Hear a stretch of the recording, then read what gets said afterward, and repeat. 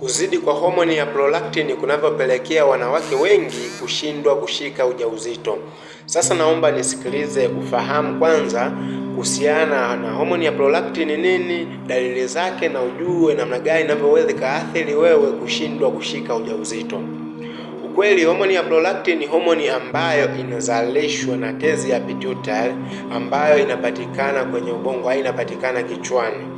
Ni kwamba hii homoni kazi yake hasa ni kwa ajili ya kuchochea uzalishaji wa maziwa kwa mama anayenyonyesha, yale maziwa ambayo mtoto ananyonya. Sasa hii homoni ikizidi sana huwa inaleta athari na kupelekea mwanamke ashindwe kushika ujauzito. Dalili za homoni kwa mwanamke huwa zinatofautiana kulingana na kiwango cha homoni. Dalili ya kwanza ya kuzidi kwa homoni moja ni mabadiliko ya hedhi. Unaweza ukajikuta upati hedhi kabisa, aidha unachelewa kuona hedhi yako, aidha unapata hedhi kidogo sana, na wakati mwingine unapata hedhi ambayo haieleweki. 30 hadi 40 ya wanawake ambao wanasumbuka na changamoto hizi za prolactin ni kwamba homoni zao, hedhi yao inakuwa haipo sawa. Namba 2, kutotokea kwa ovulation. Yaani ni kwamba unaweza ukawa unapata hedhi lakini mayai hayapevuki. Hii changamoto inafahamika kama anovulation. Na hii mwisho wa siku mayai yasipopevuka huwezi ukashika ujauzito.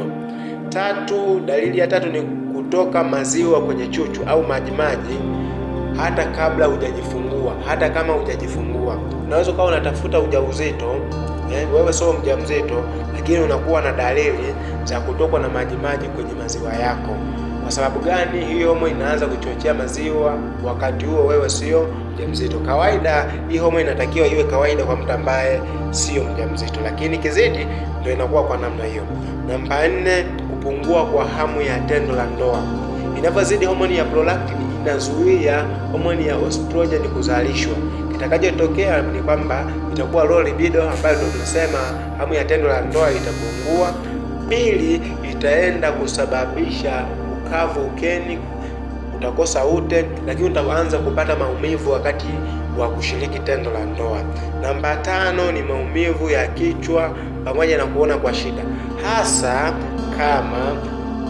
kama shida imetokea kwenye ubongo. Mfano kama pituitary kuna uvimbe, yani ndani ya ubongo kuna uvimbe ambao unapelekea wewe homoni kushindwa kuzalishwa.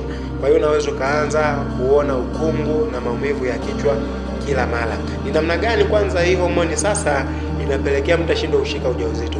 Prolactin ikizidi kuzuia homoni ya gonadotropin releasing hormone, ambayo homoni hii inapelekea kutoka kwa homoni ya hypothalamus.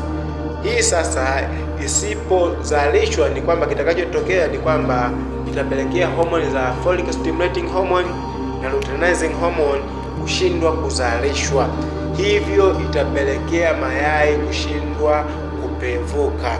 Mwisho mwanamke anashindwa kushika ujauzito. Habari nzuri ni kwamba baada ya matibabu ya uhakika, changamoto hii inatibika kwa 99%. Aidha niseme ukitumia tiba nzuri utapona vizuri. Kama na changamoto unaweza kuwasiliana nasi, lakini usisahau kusubscribe channel yetu ili kuendelea kujifunza. Unaweza ukashare na rafiki yako ili naye ajifunze. Asante sana.